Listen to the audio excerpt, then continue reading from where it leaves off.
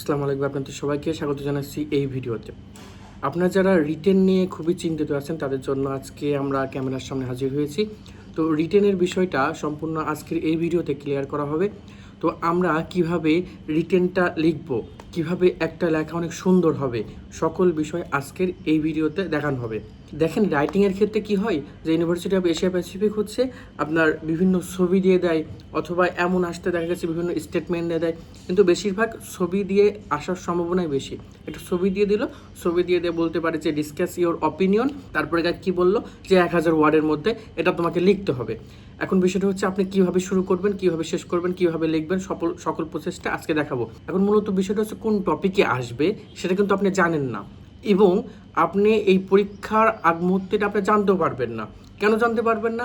আপনার বিভিন্ন সচরাচরে আমরা দেখি যে বিভিন্ন ভর্তি পরীক্ষায় কী হয় যে একটা ধারণা নিয়ে যাওয়া যায়, বাট এখানে কোনো এই যে আপনি ধারণা নিয়ে যাবেন যে এমন কিছু কিছু সিলেক্টিভ টপিক হচ্ছে আমি আপনাকে দিয়ে দেবো বা সাজেশন দিয়ে দেবো, আপনি সেটা যে কমন পড়বে লিখবেন, এই ধারণা থেকে প্রথমেই আমাদেরকে বেরিয়ে আসতে হবে। কেননা আপনাকে প্রথমে জাজ করা হবে যে আপনি ফ্রি হ্যান্ড রাইটিংয়ে লিখতে পারেন কি না। কারণ ফ্রি হ্যান্ড রাইটিংয়ে লেখার জন্য আপনাকে একটা রিসেন্ট টপিক বা যে কোনো একটা টপিক দিয়ে দেবে, মূলত আপনাকে জাজ করা হবে আপনার ফ্রি হ্যান্ড রাইটিং। এখন আমি ধরে নিচ্ছি যে আপনি এসএসসির পরে সেহেতু আপনি মোটামুটি কিছু না কিছু লিখতে পারেন, নিজের মতো করে 2-3 পৃষ্ঠা লিখতে পারেন। এখন প্রশ্ন হচ্ছে কীভাবে লিখবো, সেই প্রসেসটাই দেখাবো। আমরা জানি যে একটা এসে অথবা একটা রাইটিংয়ের ক্ষেত্রে আমরা প্রথমে একটা টপিক সেন্টেন্স থাকে, সেই টপিক সেন্টেন্স অনুযায়ী আমরা সাপোর্টিং পয়েন্ট দেব, সেই সাপোর্টিং পয়েন্ট থেকে আমরা সাপোর্টের ডিটেলসে যাব, তারপর একটা কনক্লুশন দিব। এখন সম্পূর্ণ প্রসেসটা আমরা দেখার জন্য আমরা স্ক্রিনে চলে যাই।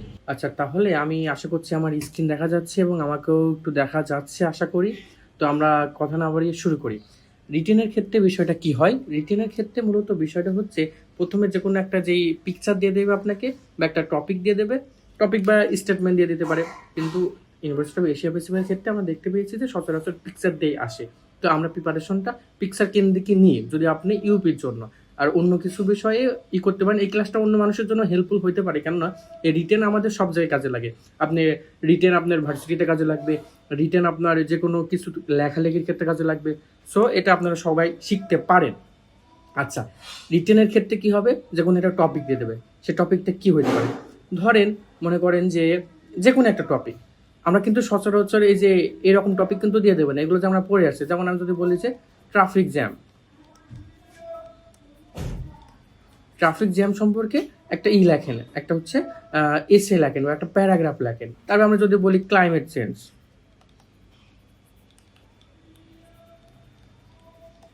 এইগুলো বিষয়গুলো আমরা এসএসসি ক্লাস 8-এ থাকতে, ইন্টারমিডিয়েট, এইগুলো কিন্তু আমরা পড়ে আসছি। বাট এখন এগুলো আপনাকে সচরাচর আপনি পড়ে যাবেন, আপনাকে দিবে, এটা এটা কখনোই হবে না। আপনাকেই জাজ করা হবে যে আপনি নিজে থেকে লিখতে পারেন কিনা। ওকে, আমরা একটু দেখি পরবর্তীতে কি আছে। আচ্ছা, একটা এসে বা একটা স্টেটমেন্টে বা একটা পিকচার দিয়ে দিল, সেখানে আপনাকে ডিসক্রাইব করতে বললো, সেক্ষেত্রে প্রথমে আপনাকে একটা টাইটেল লাগবে। টাইটেলটা কিভাবে দেবেন? মনে করেন যে একটা পিকচার দেওয়া আছে। আচ্ছা, এখানে মনে করেন যে গত বছর যে প্রশ্নটা আসছিল সেখানে কি ছিল? সেখানে ছিল যে একটা বাবার ছবি ছিল, পাশে হচ্ছে একটা সন্তানের ছবি ছিল। তো এখানে মূলত বোঝাতে চেয়েছিল যে এই যে বাবা এবং এই যে সন্তান, এই সন্তানের সঙ্গে বাবার যে সম্পর্ক, সেই বিষয়টা।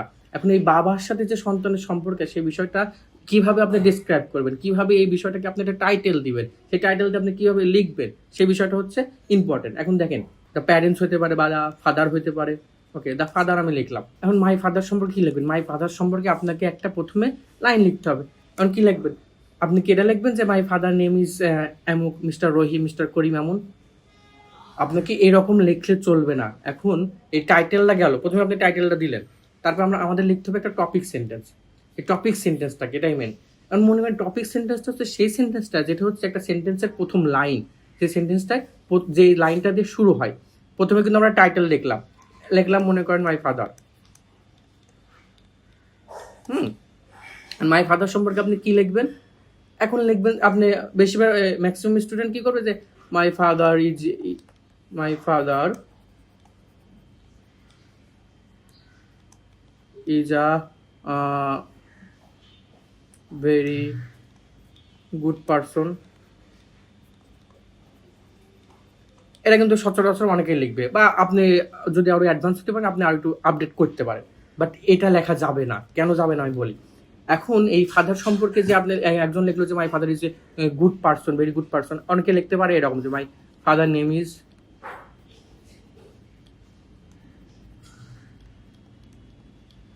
মিস্টার রহিম। আরো অনেকে অনেকভাবে লিখতে পারে, বাট এটা লেখা যাবে না। টপিক সেন্টেন্সটা মানে কি হবে, টপিক সেন্টেন্স আমাদের কি লিখতে হবে, সেন্টেন্সটা শুরু হবে কোন সেন্টেন্সটা দিয়ে, এটা আমাদেরকে আইডেন্টিফাই করতে হবে। প্রথমে আমাদেরকে কি করতে হবে, একটা ক্লেম করতে হবে।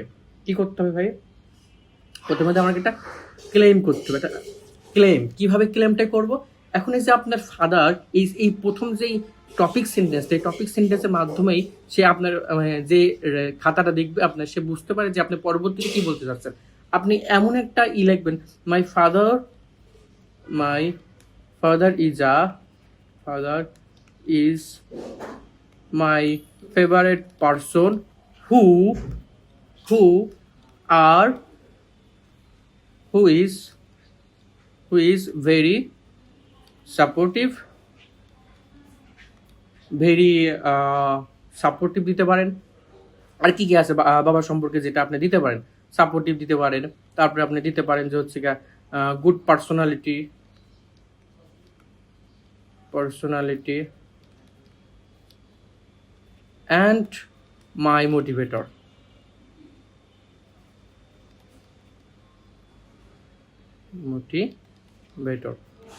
ওকে, এই যে আপনি এখানে তাহলে কি কি ক্লেম করলেন, যে তিনটা ক্লেম করলেন। আপনার বাবা হচ্ছে আপনার জন্য সাপোর্টিভ, আপনার বাবা হচ্ছে একটা গুড পার্সোনালিটি আছে, আপনার বাবা কি আপনার মোটিভেটর।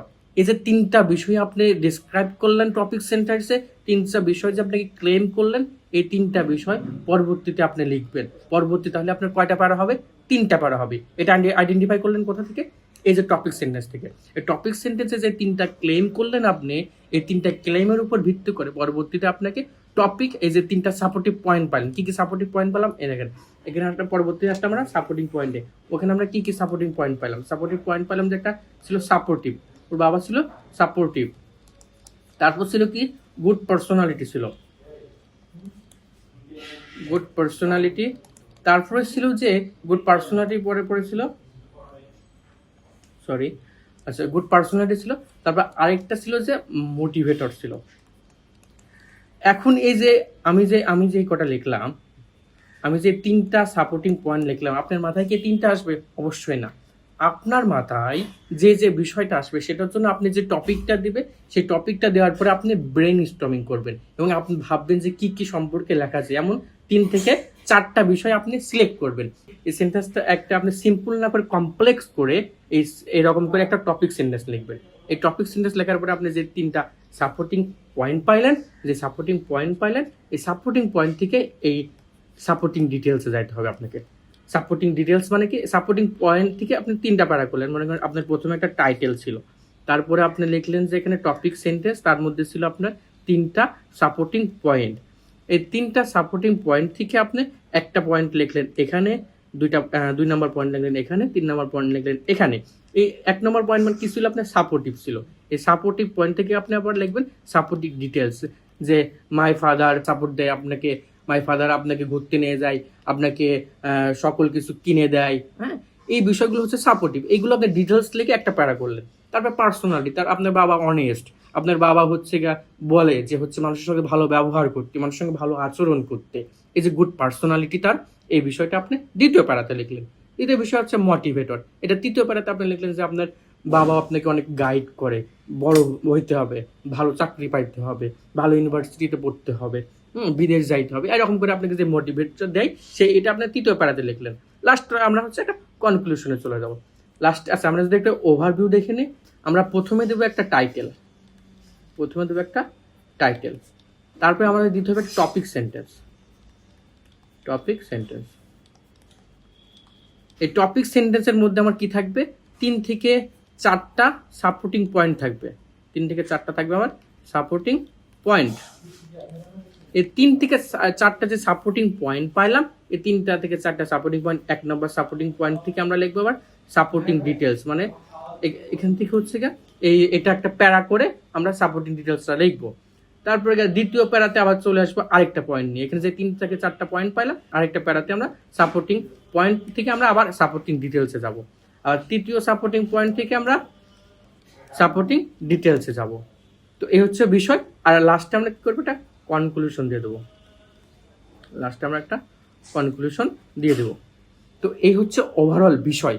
এখন যদি আমি একটা প্র্যাকটিক্যালি আপনাকে দেখাই, ধরেন আপনার কোশ্চিনে এটা দিয়ে দিল যে একটা পিকচার দিয়ে দিল, পিকচার দিয়ে বলে দিল যে observe the pictures, what are your thoughts about the picture, discuss করো 1000 ওয়ার্ডের মধ্যে। ও বাবা, ওকে 1000-এর মধ্যে, এখানে হচ্ছে একটা শূন্য বেশি হয়ে গেছে। ওকে 1000 ওয়ার্ডের মধ্যে এই বিষয়টা আপনাকে ডিসক্রাইব করতে হবে। আচ্ছা, এই ছবিটা দেখে আপনি কি ভাবতেছেন? প্রথমে এটা আপনি ভাববেন যে এই ছবিটা দ্বারা এইটা বোঝাচ্ছে, এই ছবিটার দ্বারা এটা হইতে পারে, এটাকে বলে brain storming.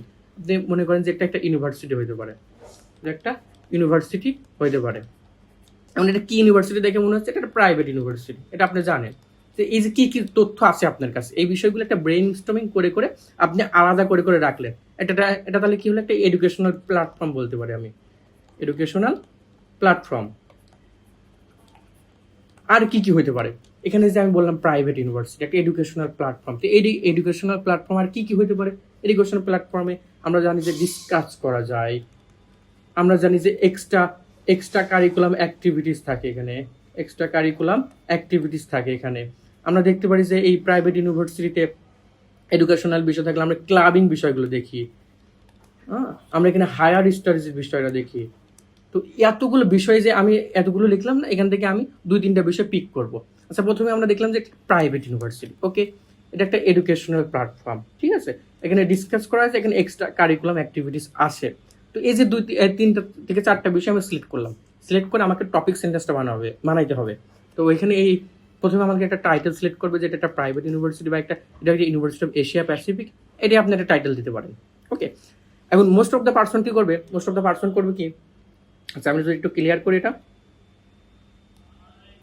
Most of the person topic sentence লিখবে। প্রথমে লিখলো, দেখেন ইউএপি লিখলো, লিখলো একটা টাইটেল। প্রথমে লিখবে যে ইউএপি অর্থাৎ university of Asia Pacific is a private university, private university.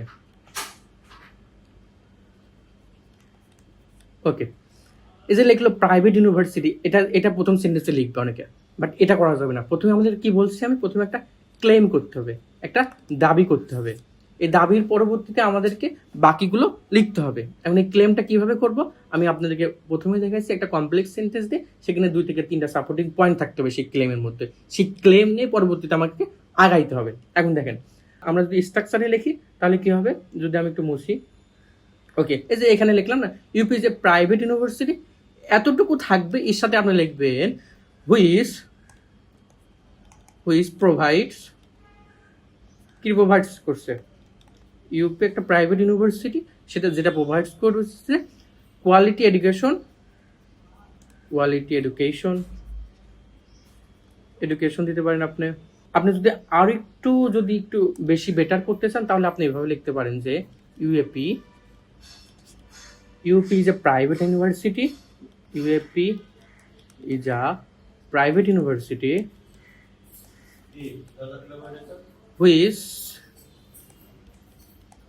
engaged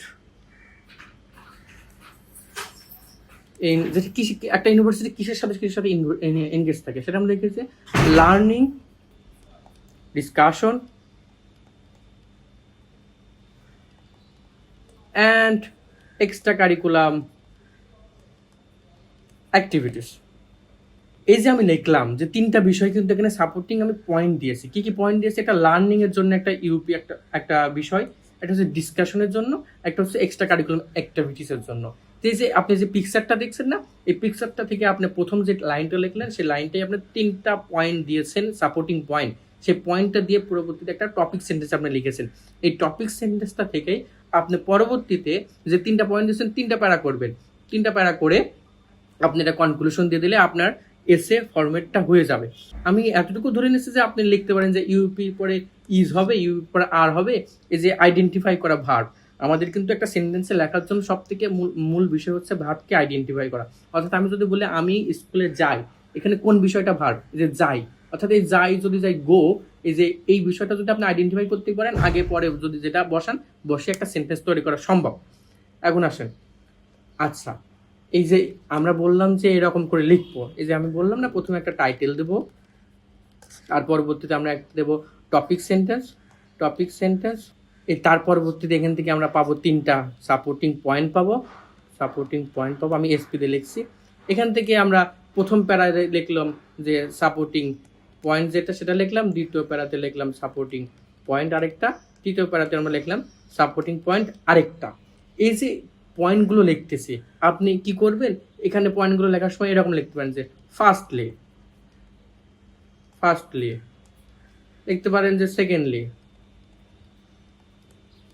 লিখতে পারেন যে ফাইনালি। এগুলো কি ভাই, এই যে ফার্স্টলি, সেকেন্ডলি, ফাইনালি, তারপর আপনি কিছু কিছু একটা রেজাল্ট আসবে, তখন আপনি লিখবেন যে অ্যাজ এ রেজাল্ট। যখন আপনার কি কন্ট্রাডিক্ট করবে তখন আপনি লিখবেন on the other hand, that is why, এটাই। হ্যাঁ, এই যে এগুলো কি ভাই, এগুলো হচ্ছে কানেক্টর, দ্যাট ইজ হোয়াই। এই যে কানেক্টরগুলো যদি আপনি ইউজ করেন কোনো রাইটিংয়ের ক্ষেত্রে, আপনার লেখাটা অনেক সুন্দর হবে এবং অর্থবহ করবে এবং একটা অন্যরকম একটা ভাইব দিবে যে আপনার লেখাটা স্ট্যান্ডার্ড হয়েছে, আপনার লেখাটা অনেকটা সুন্দর হয়েছে। দেখেন না, লেখা তো অনেকেই লেখে, আপনার খাতাটা কেন আর 10 জন থেকে আলাদা করবে? ওই প্রথম টপিক সেন্টেন্স থেকে আলাদা করা সম্ভব। যখন আমি লিখতেছি যে UP is a private university, আর আরেকজন লিখছে যে UP is a private university which provides this facilities, which provides that is opportunity, যে সেই বিষয়গুলো যদি আপনি লেখেন প্রথমে টপিক সেন্টেন্সে, তো তখনই টিচারদের একটা মাইন্ডে চলে আসে, না স্টুডেন্ট অনেক সুন্দরভাবে লিখছে। তখন স্যাররা বুঝতে পারে যে পরবর্তীতে স্টুডেন্ট কি লিখতে যাচ্ছে, এই বিষয়টা জাজমেন্টটা প্রথমে এখান থেকে তৈরি হয়। তো আমরা এইভাবে লিখলাম, সে কনক্লুশনটা পরে চলে আসছে, আমরা একটা কনক্লুশন দিব। তো এই ছিল ওভারঅল বিষয়, এটা হচ্ছে আমি ইংরেজির ক্ষেত্রে একটা স্ট্রাকচার দাঁড় করালাম। এখন এই বাংলার ক্ষেত্রেও আপনি সেম ভাবে দাঁড় করাইলেন। বাংলার বিষয় মনে করেন সাপোজ ওই ছবিটা দিয়ে বললো যে বাংলাতে লাগো, তাহলে আপনি লিখলেন যে ইউনিভার্সিটি অফ এশিয়া প্যাসিফিক একটা প্রাইভেট বিশ্ববিদ্যালয় যেটি প্রোভাইড করছে ভালো সে গুণগত শিক্ষা এবং প্রোভাইড করছে যে এক্সট্রা কারিকুলাম অ্যাক্টিভিটিস এবং ডিসকাশন বেসড, এবং আপনি আরো অনেক কিছু লিখতে পারেন। এই যে এগুলো আপনি সম্পূর্ণ বাংলায় লিখে ওই রকম করে লাস্ট প্যারা প্যারা করে একটা কনক্লুশন দিয়ে দিতে পারেন। এই হচ্ছে বিষয়। আশা করছি রিটেনের সকল বিষয়টা বুঝতে পারছেন। তো আপনাদের জন্য শুভকামনা আগামী যে পরীক্ষা আছে সেই পরীক্ষার জন্য। আর ওভারঅল আপনারা এইরকম করে এই প্যাটার্নের রিটেনগুলো প্র্যাকটিস করতে থাকেন, আশা করছি ভালো কিছু হবে। ধন্যবাদ সবাইকে।